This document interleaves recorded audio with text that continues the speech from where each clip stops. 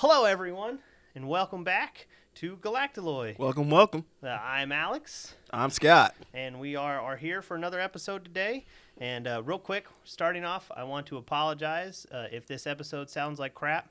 We're having a problem. We think our board might be going bad. Rough is the word.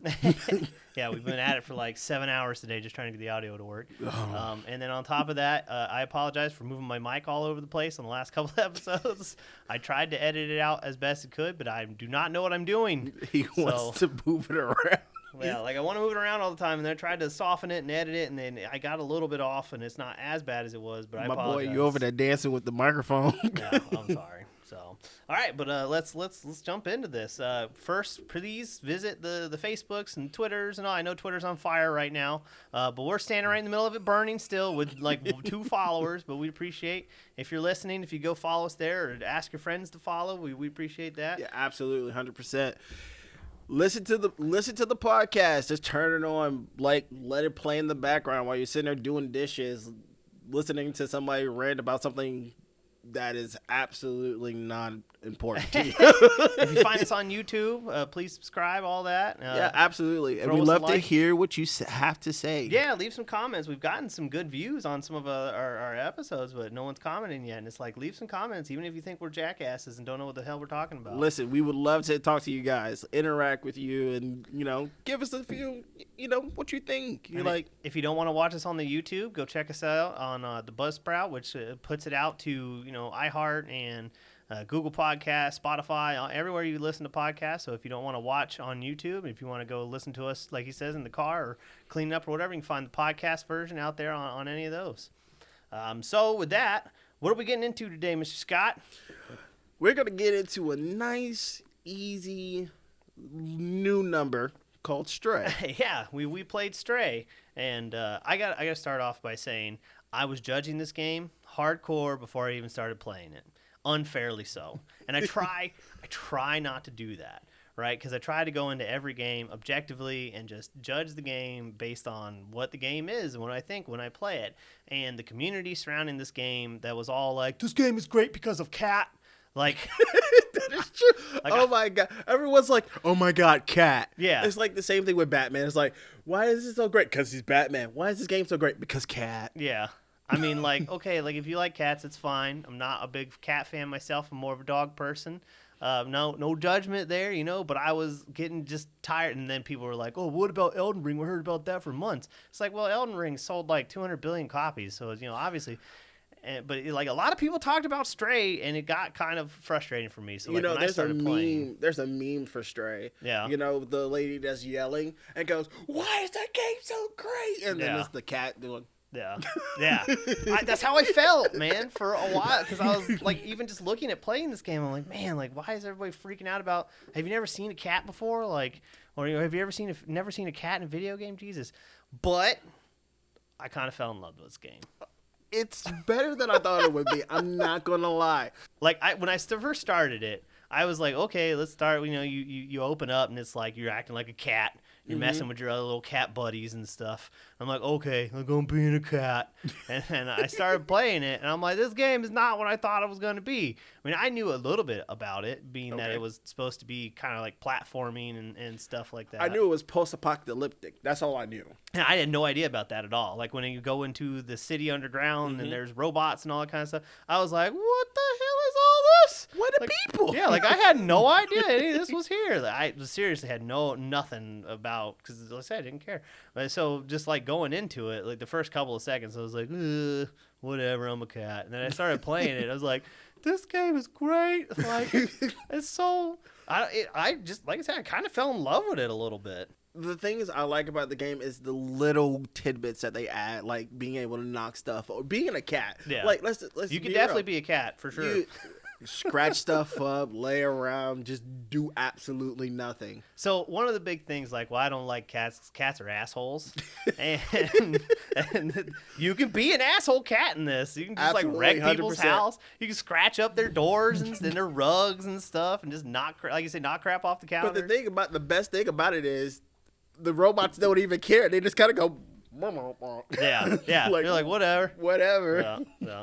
No, but yeah, once I started playing it and started realizing what this game actually is, because I mean it's platformy, but kinda, Yeah. because you're not really making jumps. It's like a prompt to jump towards certain ledges that you can reach, kind of thing. The thing I enjoy about that aspect of the game is they don't limit you. Like you can only get to point A to point B from this way.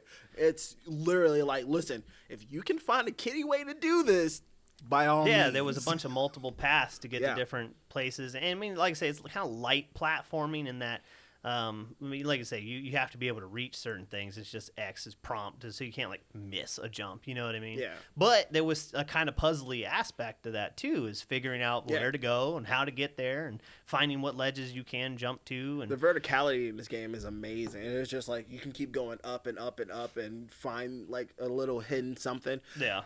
Which was, I was actually surprised that this game had collectibles. I was like, Yeah. Like when you get to the first little city, yeah. Well, right before that, even just the little charm of this game is like you say, in the robots and the way that they speak, and as the story rolls out, you kind of learn more and more, and you show up in this little but even before you get there, you meet the little cute evil things that are going to eat you. yeah. And it's like, man, something so cute but so evil. They could just eat my cat. And like you walk around the corner, there's a bunch of them. It's like, you in the wrong neighborhood, son. They're like, what's up, El Gato? Like, whoa. Yeah, and then they chase you into the city, and we'll try not to give away everything in the game, but yeah, and then you start finding you can collect little things, and there's other trophies and achievements if you're into that kind of thing. Yeah. And I'm not really an achievement hunter myself, but I found myself like, I want to find this stuff. No, I actually was not much of I am kind of an achievement whore, but I try not to be when I'm doing stuff for this. But for this, I actually was like, I want to go back. Yeah. No, I beat it, so I just went like, for anyone who's listened before, the goal is to get from A to B. It's Yeah. like we don't want to be one of those review people that don't beat the game. And I'm not going to recommend to play a game if I haven't beaten it at least. Yeah. But so I was just trying to get to the end, and after a little while, I'm like, I have to stop going for the collectibles. Like, I got to beat the game. I only have so much time. And once I got to the end, I was totally like, yeah, I want to go back and Yeah. find the rest of the stuff and play this game more, because it was a really cute little fun romp that had a lot more depth than I was expecting. Yeah, it'll pull it, and there's some parts that pull at your heartstrings. Yeah. The story's got a little emotional here or there. The like I say, the puzzles to figure out, and some of the puzzles were more complicated. And then one thing I really like is that how they take asshole cat mentality and make it part of The game. Yes, So absolutely. like you'll have to mess with certain people to get items to progress. Yeah. And it's like, oh yeah, I'm just gonna go be a little a-hole cat and knock this stuff down, which makes this thing happen to continue on. But you can actually be like a really sweet cat too. You don't have to be an a-hole cat like this guy over here. But It was more fun that way. no, you could totally like go and explore the city and just like love up on people. Like Yeah. you can like there's this one guy who's sitting there playing the guitar. You can actually just go next to him and lay down and just Yeah, the listen little to bed. him. Like, There's even like a trophy for sleeping for an hour. Like, do you have to lay there for literally an hour? yes, it's an actual just turn it on and walk away. Yeah, pretty much a real life hour. Like you put it on and just like, oh, I want to go make a sandwich. Let me go wash the dishes, or put it on before I go to bed or something. Yeah. But there's a lot of little cute details in there like that. You can meow endlessly. But that's sitting. another one's like, was it press X to Jason from Heavy Rain? That's like the new press X to Yeah. Jason. Was it press circle to meow or whatever? Yeah. Meow. But I've had the pleasure of playing on the PlayStation 5. Yes, and congratulations. The PlayStation 4. You finally get to play your PlayStation 5. Yes, I can now play my PlayStation 5. Thank you, baby. One little gripe about that. So the promotional material and stuff, I haven't seen a lot of it, but just from some of the pictures, like the game looked good. It looked fine, but it didn't look quite as good as I thought it would on the PlayStation 5. You will be absolutely 100% surprised because I've played it on the 4 and I played Yeah. it on the 5. There's a big difference. There is a huge difference. Yeah. Like it's not not saying I might be exaggerating a little bit. So there is more attention to detail between the two. The motion, like if you look at the PlayStation 4 version and the PlayStation 5 version, you can see the mannerisms of the cat when it's walking and everything, the haunches and like how it's swaying and everything. You can see it more defined in the PlayStation 5 version Really? versus the 4. Maybe that's where a lot of, because the graphical, like I said, doesn't look bad. No. I was just expecting a little bit more in the graph, but it's also, I don't even know who this is. I feel bad because I don't know who this is made by. Because if it's like a smaller studio with a lower budget, like still did a good job. Of, like, It's an making amazing, it look really good. like I said, it looks amazing. Well, it it's plays really cool, really well too. Like post-apocalyptic, what do you call it? It's like Tokyo looking kind of, Yeah. you know, all I the was bright trying to lights pinpoint and, where this city was. I Yeah. really was, but because of there's Japanese characters a lot of the places. it makes me feel like an anime Tokyo kind Yeah. of, you know what I mean? But then I was trying to figure out if it wasn't just the robots creating their own language. Yeah. So well, I I don't know about the language part. but- Yeah, because when they talk, they're not talking in like actual words. You actually don't understand the robots up until a certain part. Yeah. So it's just like I felt like Charlie Brown. But Well, and going back to that, when you talk about detail, there is a lot of fine details in this game. Like when you walk through paint and it leaves little paw prints like that. I was just, I look for stuff like that in games because sometimes you could say, okay, it's wasted effort for small details. But in a real intimate thing like this, when they take the time for you to walk through paint and it slowly gets lighter as you walk away, it's like, okay, like they're really paying attention. That's a good attention to detail. When you unlock badges, they are on your little outfit as the cat, stuff like that. That's and really it's cool one of those too. things that's cool. It's like, hey, I earned that badge and I can see it all the time. And it's people not will just comment in a on menu. you too. And Yeah. people will comment on it too. They're like, "You look like you're traveled." Yeah. Yes, I've been around. Check out my badges, bro. Yeah, which is pretty neat. Like I say, instead of just being in a menu somewhere and going like, great, I got that. You know what I mean? Yeah. No, that was a nice little touch with that. I also was really surprised with as the story progresses, you can actually see how from where the story, like, because as the story plays out, they kind of tell you what happened in the past, and as you're playing as this guy, you can kind of see where everything went to. Yeah. Well, and you can find more and more of the memories, Yep. which will unlock more stuff, so you can find out more about the world and But how it came to be the way it is. Hey, this is Alex here. In the beginning of the episode, we spoke about having audio issues. Well, at this point in recording, it became so garbled you couldn't understand it. So I made some voiceover to add the cut content. Scott says that the basic spoiler-free story plot is you have to escape the city and get back outside. The game is very short. We beat it in 4 to 5 hours. You can get a trophy if you beat it in only 2. And then Scott goes on to say that his wife isn't a gamer, and if you were to hand her Tetris, she would look at it as if it were hieroglyphics. But she did play this game, and she played the whole thing all the way through, and now we should be getting back into the episode and continue.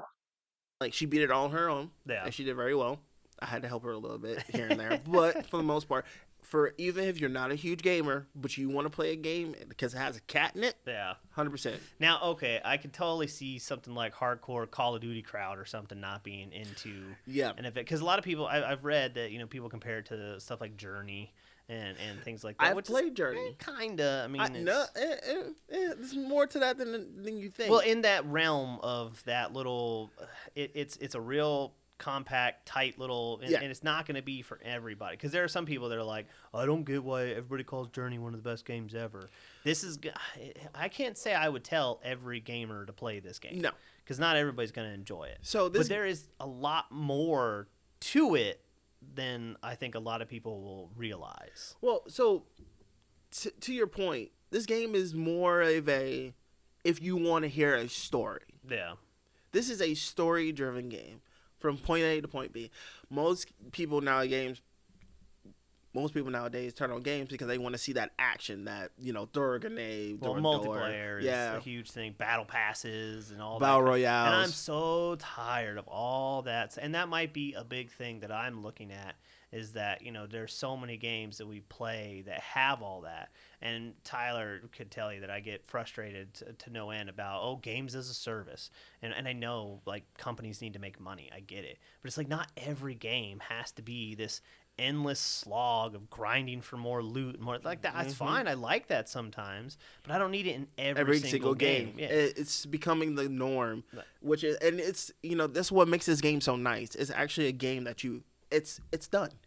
Yeah. The game is a done. Great little compact package. You play the story from start to end. If you enjoy it, I wanted to revisit again, and it's one of those where I could put a couple hours into, put it down, and be satisfied, and not feel like, oh man, like if I don't log on every day and get 4 hours into, I'm gonna get left behind, kind of. Like another game, just to bring it up, Destiny.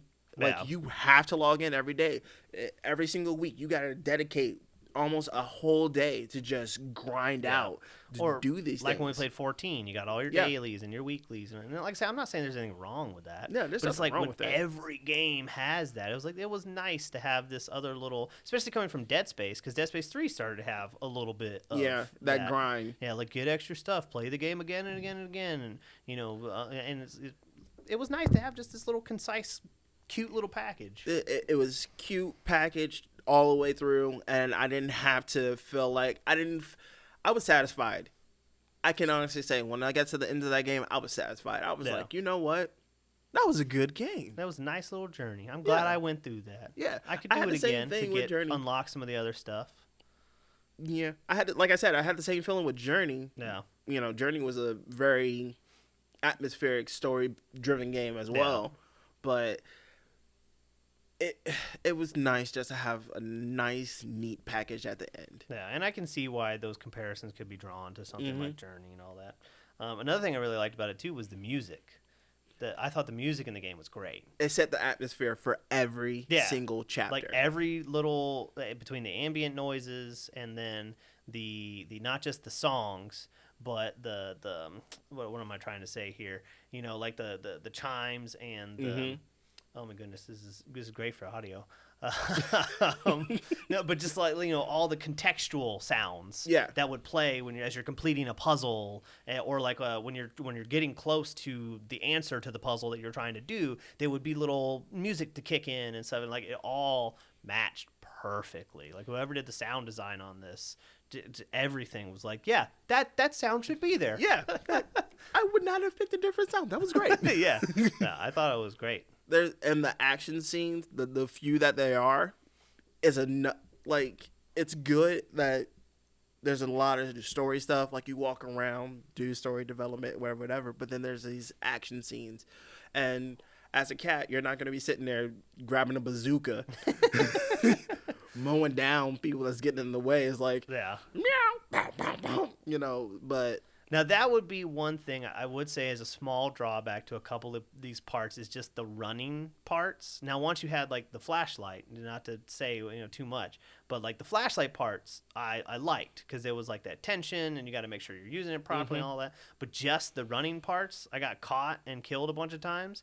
And it was like, okay, like, I know I suck. I need to learn how to play the game. You need to step your game up. Well, there was just a couple of moments there where it was like, they could have responded a slightly better here or there, and I don't really like these locked in, like run, like running from the boulder action set pieces kind of thing. I love those things. Really? I was knocking it out, bro. I was actually there's a song by what's this guy's name? He did the song Iron that they use for the Assassin's Creed. I'm sorry, I don't know. Revolution. I can't think of this guy's name. But he has a song called Run Boy Run. Okay. And I literally, the real big run scene that comes up, I don't know what part of the game it's in, but there's this one big run scene and you got to really like run for your life. I actually popped that song on just cause, and it went perfectly the whole run through. Like even there's like a breakdown part, and when it broke down, the game actually like teetered off, and I was like, okay, cool, walking around and everything else, and without even trying to cue it up or anything, when I had to start running again, it just fell in line. And I was like, this is amazing. Yeah, I see. For me, I think it's more of like the amount of involvement in those moments. Like, I mean, obviously I'm controlling the cat when I'm running, but it's way different when you're using the light and trying to, because you are still running and you have that. And I was having so much fun in exploring the world and finding the different things. And that when it came to those parts, I was kind of like, I don't know. I just don't really It's like, oh, I just got to run from a point. I know it's supposed to be like, oh, Yeah. tension fulfilling, but for me, I'm just annoyed. Like I want to get back to like figuring out the puzzles. You know what I mean? Well, no, because the one where little homie takes a nap because he he exhausted himself. Yeah. Because you was about to get your head munched off. But that scene when you were like booking it, and I was like, oh no, oh no.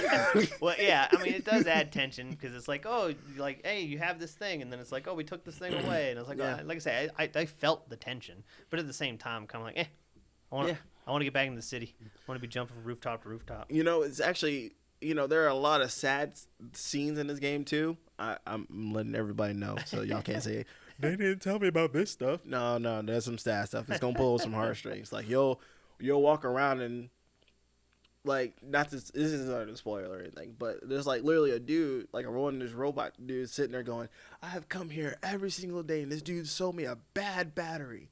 I want him to, replace it. But he just stands there and stares off like whatever. And you go to find out that the dude's actually dead. Like he's just standing there, his battery died. He's just like, Wank. Yeah, well, and that's one of the really interesting thing about these robots in how they interact with each other and the world. And like, because when you're in the very early stages and you're helping dude trying to find his friends, it's like, really, you couldn't have figured out how to like, but you realize like they're not, I don't know, the most complex AI or anything. They're basic. They're basic. Like, don't think like Jarvis. Yeah. This is like Jarvis on like not steroids, training but wheels. Yeah. But I mean, there is a lot of little environmental and a lot of dense world building within this real small game. Like you say, if you just take the time to explore and see some of the other stories of the robots, you will literally, by the time you finish this game, if you actually took the time to explore, you will have a whole new appreciation for everything. Yeah. The game is very beautiful, for one. It looks great. The cities look great and stuff. It does. Like I said, the colors are awesome. I like how they like use street signs is like to help you where to go instead of just like, oh, let me put a big red arrow cursor on the screen. Markers over everybody's head. Go that way. You know what I mean? You know what's actually funny? I don't know if you've noticed this or not, but everywhere you're supposed to go and everything you're supposed to do, depending on what chapter you are, it's color coded. Yeah. Yeah.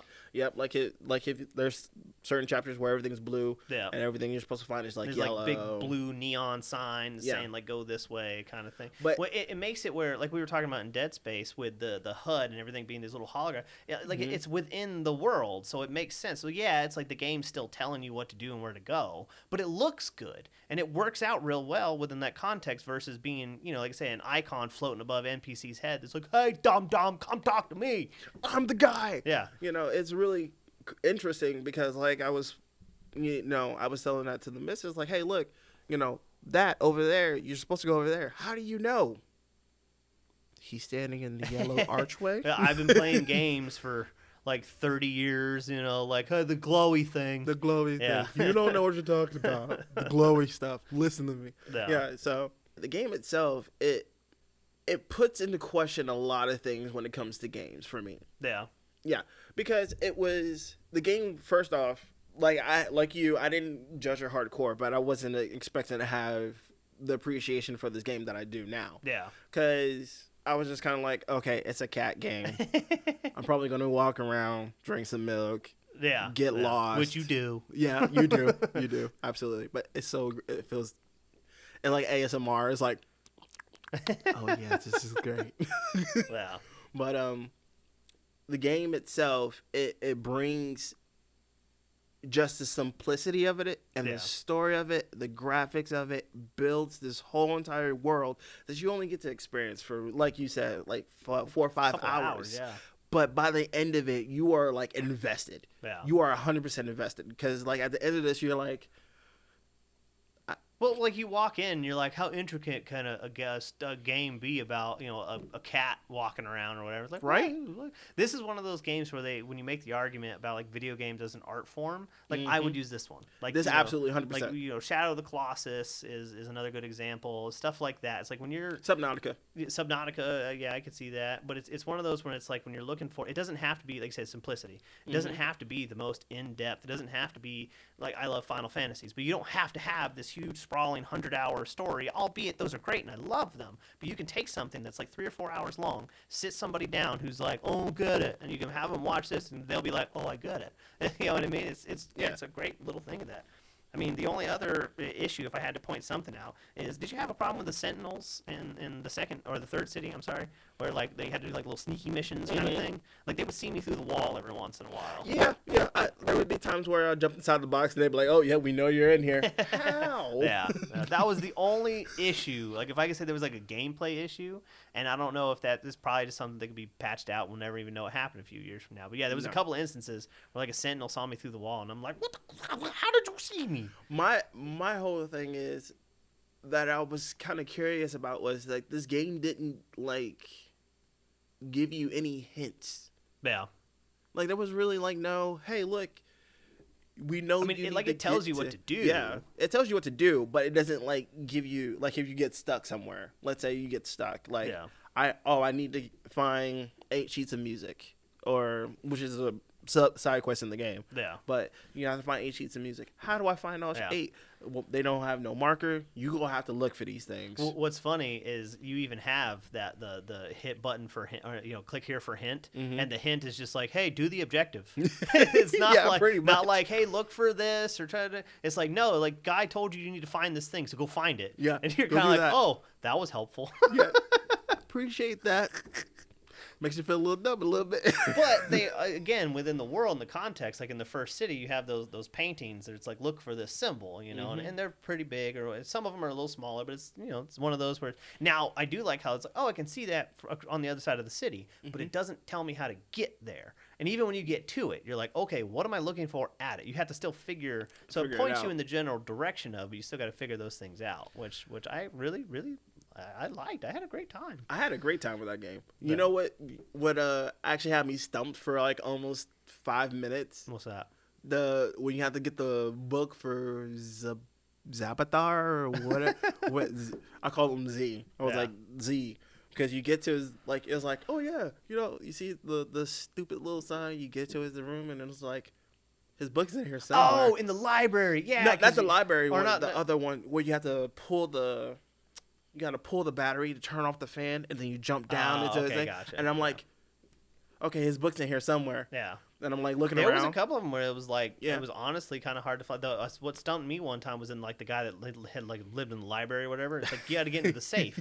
And I'm like, I know the safe is in here, and it's playing that little cue of music. I'm like, I know I'm supposed to be here. And then it's like, I was started knocking down, and then I was just like, all right, I'm just going to knock down every stack of books until I finally found the, spoilers. That's how you figure that out. It's behind a stack of books. But it's one of those, like, I know it's here. Like, it's got to be here. Like, I feel like an idiot right now, but I mean, I eventually found it. But.